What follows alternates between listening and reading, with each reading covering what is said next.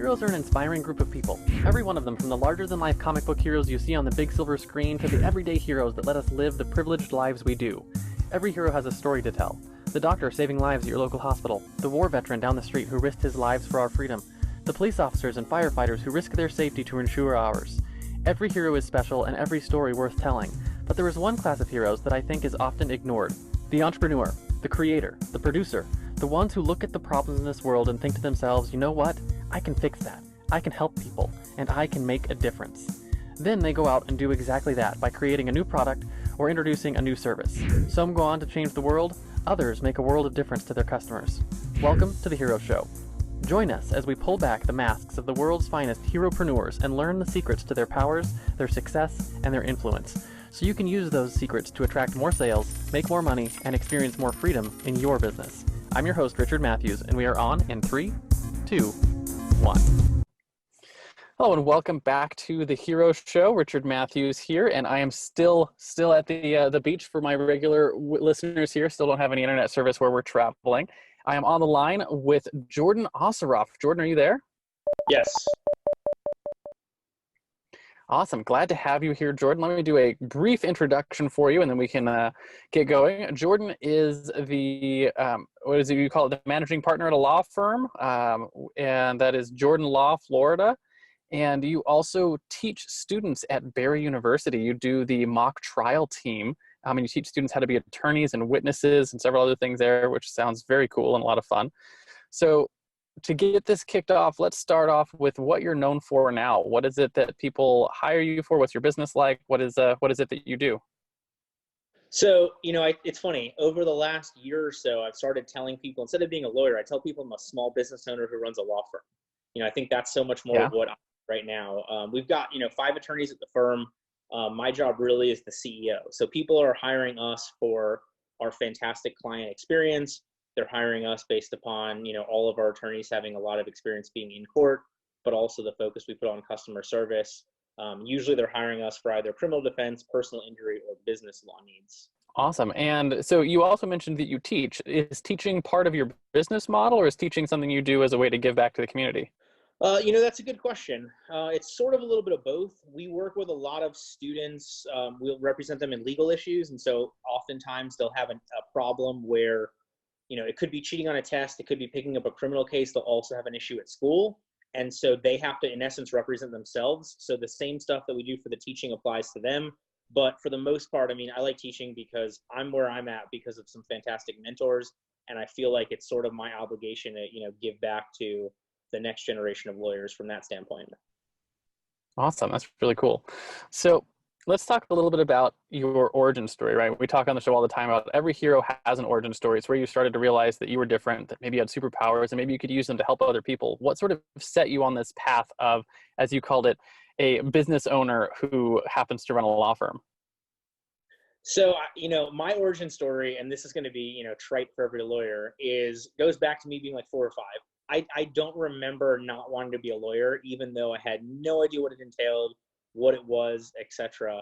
My parents can tell me that as far back as they remember, the only thing was I wanted to be a doctor for like 6 weeks, and then I realized people could die in front of me, and I decided I want to be a lawyer. So, because they're already dead at that point, right? So from that standpoint, it's always been what I wanted to do, even though I had no idea what that meant. So I was lucky enough in high school, we had to go job shadow. And my grandmother was at an adult living facility with another lady who her son was a judge. So I got to go and follow him around for a day and see kind of behind the scenes. I came up to UCF. I'm wearing a Go Knights. I don't know if it comes up on the thing. Oh, there you go. Yeah. And I got to do the mock trial team over there. And I realized, like, oh my God, this is what I want. Arguing with people and telling people I'm right and using rules of evidence to explain to them why I'm right. It all kind of best circle. Yeah. So how did you make that transition from, because if I understand the law industry properly, not every lawyer is a business owner, but some lawyers are. Like in your case, they actually run the law firm or do something. There's a lot of lawyers who just practice law. How did you make that transition, or have you always been someone who's running your own business? How did that sort of go down for you? So I started out actually as a prosecutor. So when I left law school, I prosecuted in Orange County. So I was, people allegedly would break the law, I would charge them and, and punish them for that, or, try to help them get drug treatment or whatnot. And then I realized, I didn't get the same sense of enjoyment out of it. And I think a lot of it was because I was on that side.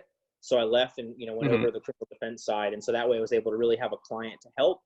And then the more I did it, the more I realized that I could have so much more of an impact as a business owner. Like you talk about, not every lawyer is a business owner. There's a ton of phenomenal lawyers out there. There's a lot fewer lawyers that are good business owners. And it would be easier for me and my firm to help, 200 people a year instead of 50 people a year if I went into kind of the business role of it, because, you can find great lawyers. That was sort of the easiest thing to do, was to find more fantastic lawyers that didn't want to worry about the business owner stuff. And so we've been able to use that to kind of, continue to grow into where we're at now, helping people with, whatever, usually the worst thing in their life. Yeah. So how has the transition been from being a lawyer to becoming a CEO of a law firm? So for me, the transition has been great. It's another one of those where I kind of fell, butt backwards into what I actually like. The more I started doing the business stuff, the more I realized that I really enjoyed that part of it. I enjoyed the, putting that message together and selling that story to a client and how we can help, and getting that out there across, social media and different channels, just as much as I enjoyed the actually arguing for them in court. And so it's been a nice transition for me, because by getting out of the, the more the legal day to day, our firm can have so much more of an impact. Yeah. So now you're, instead of the impact on one client that you might be able to have as a lawyer, or, a handful of clients you're working with at any given time, you're able to work with a huge set of clients as a larger law firm and have a larger impact. That's really cool. Yeah. So go ahead. So for example, today, 3 of the other lawyers were in court. One of them had a trial. The other ones had some hearings. And I was able to, interview somebody for our podcast and then do a couple consultations at the office, rather than, only being able to be in court, one place at one time. Yeah, that's really awesome. It's sort of, it's growing your reach. And that's one of the things I love best about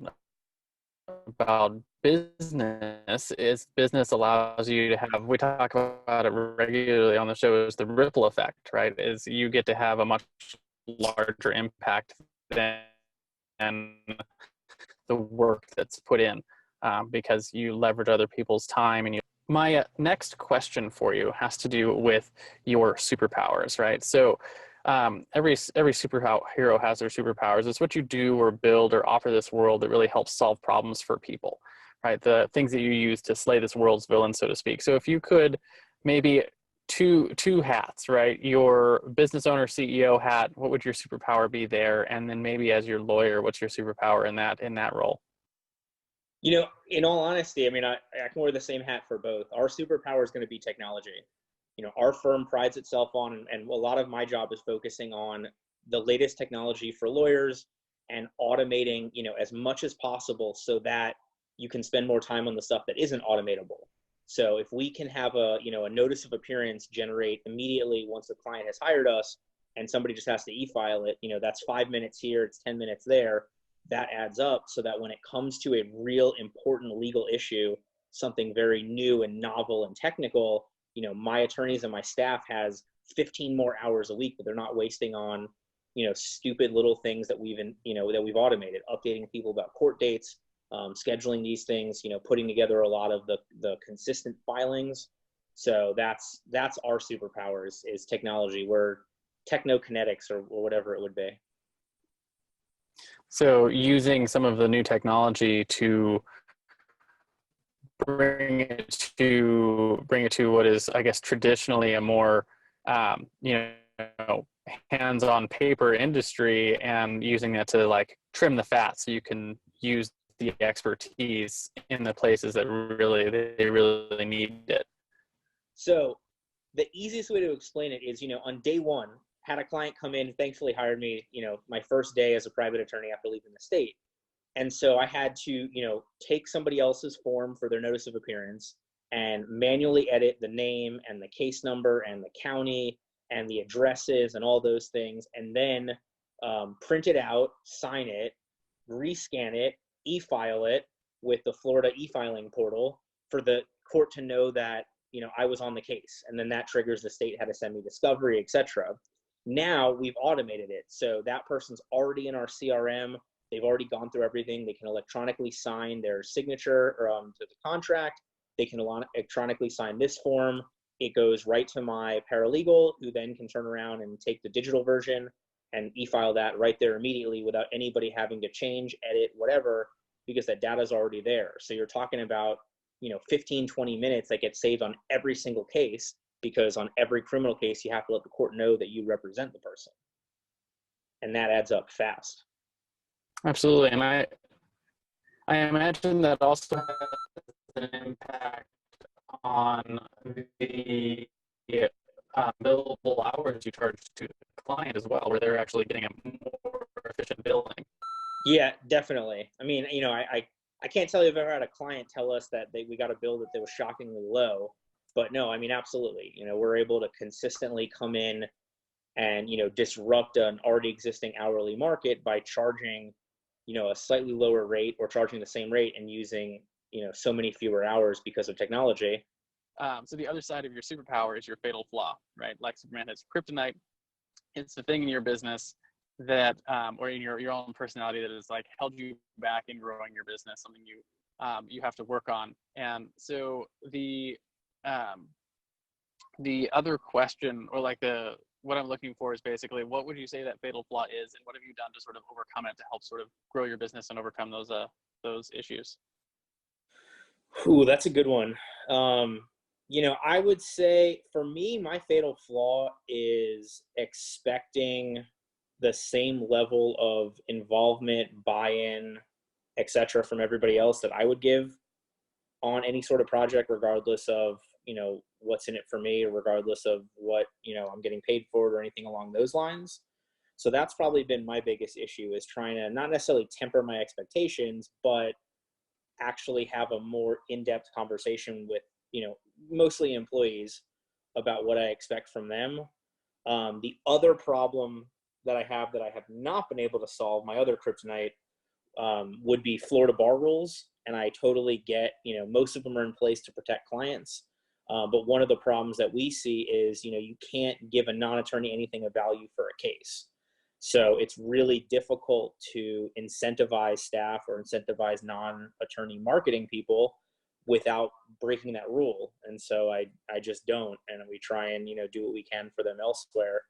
But I think that's something that would help a law firm grow its business correctly, is if you identified, you know, the ability to bonus a staff member for bringing in an ideal client if they're not an attorney.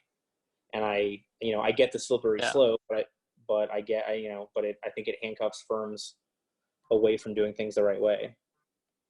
Yeah, that's an interesting thing you have to deal with, because I talk all the time about how like incentive structures are what make the world go round, and you know we generally operate out of our own self-interest. So you have to build incentives around getting the outcome that you want, and you're in a place where you have the law standing in the way of building proper incentive structures. So you have to come up with other ways to incentivize your staff. Right. And I think that's why lawyers are easy targets for marketing companies, for better or worse. But it's just, you know, it's interesting to me, because you would think that you'd have a better chance growing it the right way, grassroots, through personal involvement. But obviously that does you no good for, you know, your non-attorney staff. Yeah, absolutely. So, and I don't know how you would solve that. The other flaw, getting people to buy in. It reminds me of I think it's the book Good to Great, where they talk about getting and how you're helping people, and that has helped them and have the kind of, I don't know what you'd call it, the kind of drive that like the owner has, like that you or I would have, or team that I do, I would imagine. But I've noticed that's been helpful. and like just have a view of how do you think that plays into to your staff? Well, so a lot of what we've been able to do is, explain to people the growth that they have inside the firm. So I had a former attorney of ours that actually started out as my first intern ever. So he was $10 an hour, 5 to 10 hours a week, helping me with a lot of the, filing and other small things like that. And then, over summers would come back as, a paralegal, a legal assistant, and then eventually, joined our firm as an attorney.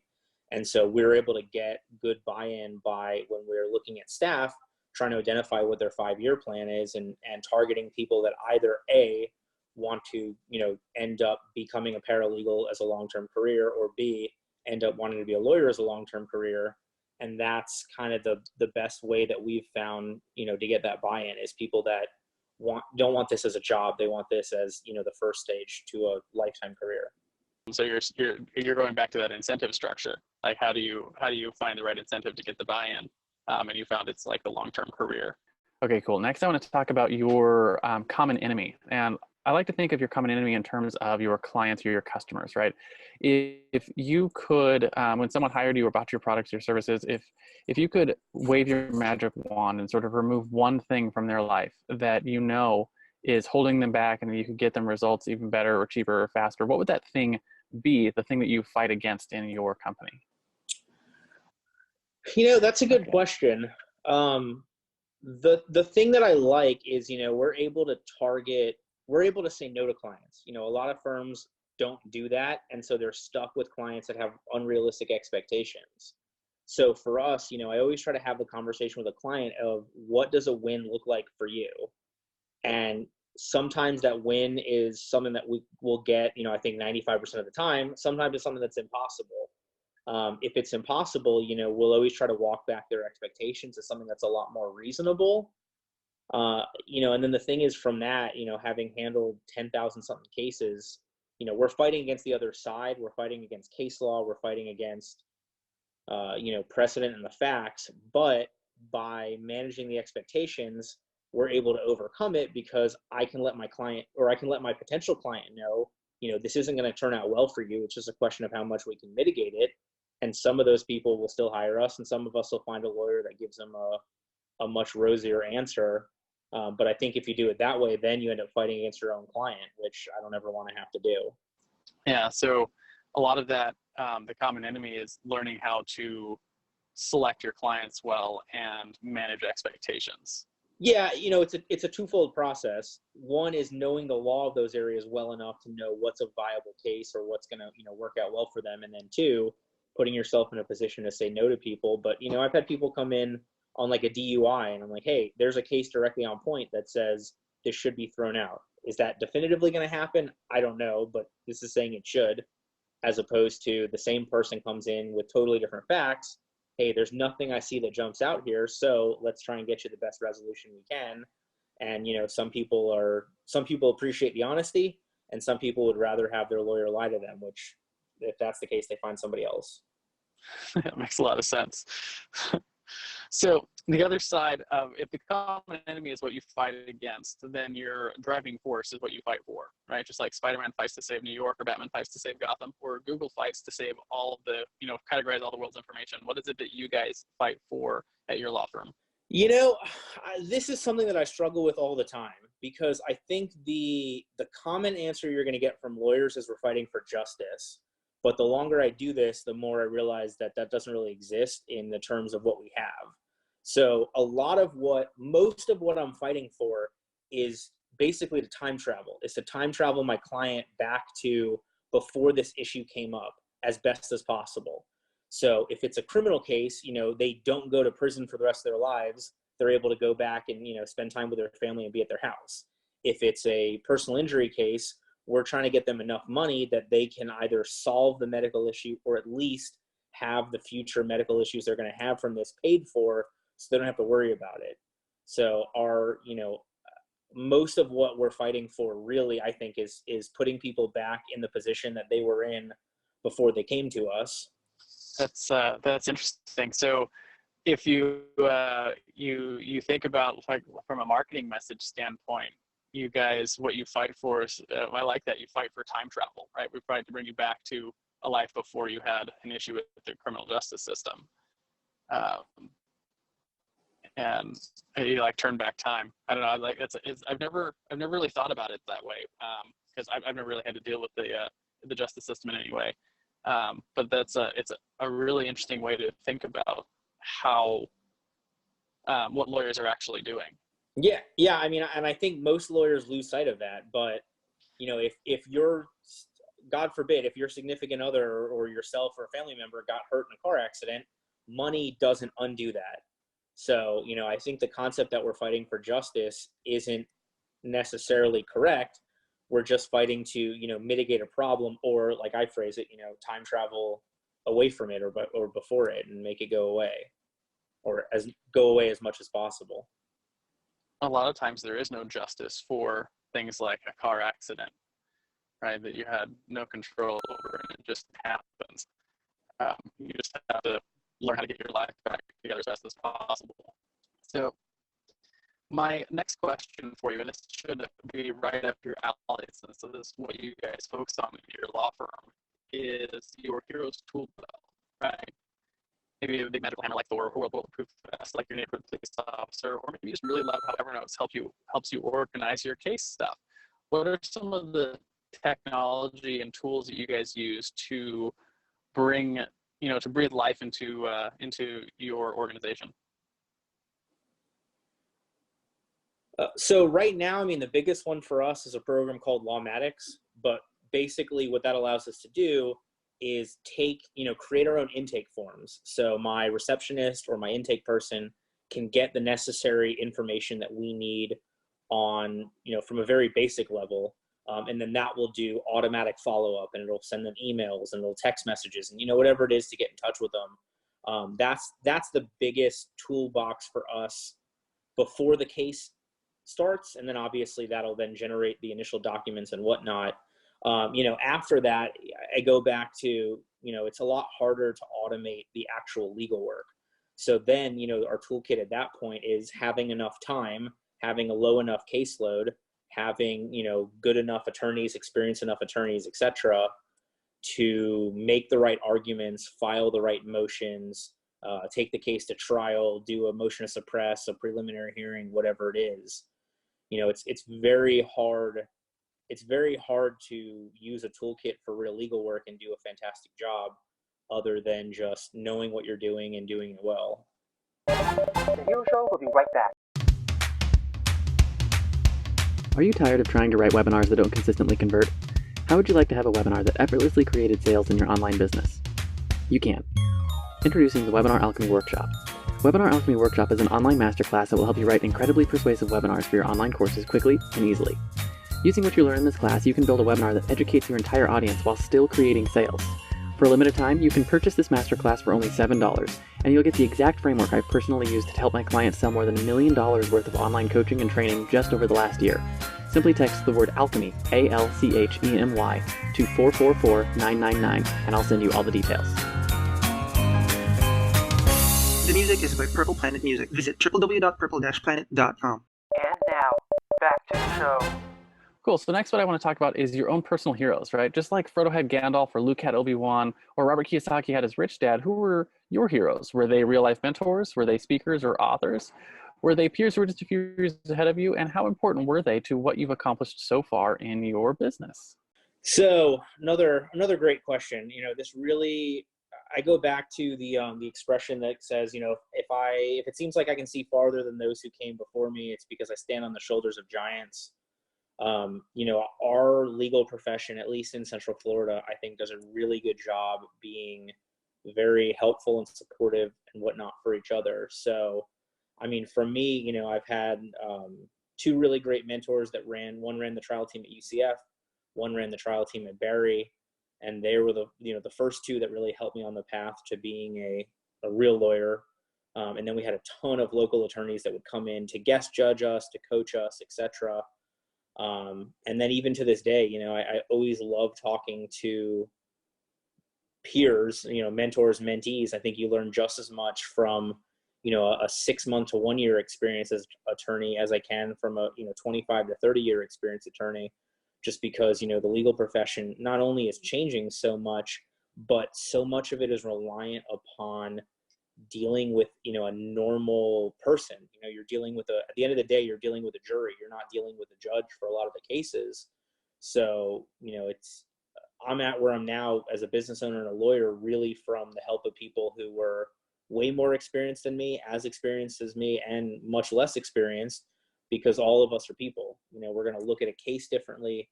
We're going to look at facts differently. We're going to look at what matters to us more than it would to somebody else. And so it's really, really, really a whole team aspect. I'm sure everybody says that, but there's no way I'd be remotely where I was without hundreds of people that have helped me get to where I am now. Yeah, that's awesome. And I think particularly in an industry like yours, where, the law is so complex and so deep, you have to have people that have come before to like help you and show you what it's like, right? And how to navigate it. I don't know, it just reminds me of the whole apprentice and journeyman and master thing. Like the legal profession almost still requires that. You have to have mentors who help you sort of navigate the waters. Well, and even more so than that, I mean, you talk about the Luke Obi-Wan relationship, but a lot of it now is the Luke Han Solo relationship, where, we may get a case that's a 90% a personal injury case, but then 10% a tax case. There's some issue with this settlement. And so having, a colleague of ours that knows that part helps our client get, a giant win as opposed to just a very good win, because it's not something that we know about, but we can bring in the right person to fix, that one piece. Yeah. Someone who knows how to, to go through that pass in 12 parsecs or whatever. There you go. You have to have someone who knows how to do that. Cool. So let's bring it home for our listeners a little bit and talk about your guiding principles, right? What are the top 1 or 2 principles or actions you use regularly that help push your business forward? 1 or 2 things maybe you wish you knew when you first started out on this hero's journey. Well, so to keep going with the superpowers, the one thing I wish I had was some sort of like telekinesis foresight type thing, like having a Cerebro or whatnot would have been so helpful, because I think so many people get caught up in not knowing what they actually want. They don't know what the problem is. They don't know who their ideal client is. They don't know what kind of stuff they want to practice. And, I think that's the biggest guiding principle we have now, is trying to figure out our ideal client. So what does our ideal client look like? Where are they? Who do they go to when they have problems? And so from that tells us, we need to be marketing in these channels. We need to be meeting these sorts of people that'll be the right centers of influence for our ideal clients, etc. And then the other thing that motivates us is to always do the right thing. There are, or at least when we can, there are some times where I have to do the ethical thing, which I don't think is necessarily the right thing, but 99% of the time you can do the right thing. And I think a lot of people don't. I think a lot of people take, especially other lawyers, they take such a short-term view on the case, the client, opposing counsel, whatever it is, that they do a disservice to their current client because they're cutting off their nose to spite their face. So for us, we try to take a long-term view as much as we can. Do you think that's made a big impact in the growth of your practice? Absolutely. I mean, I have state attorneys that refer us cases. I have former opposing counsels that refer us cases. It's helpful there. And then also, we'll help judges that used to be defense attorneys that we worked against, and now they're the judge on the case, or we're working with them on their campaign for them to get elected. By working together and by having those relationships, I don't want to say that it makes the ruling any different, but I may get a phone call returned faster by a state attorney.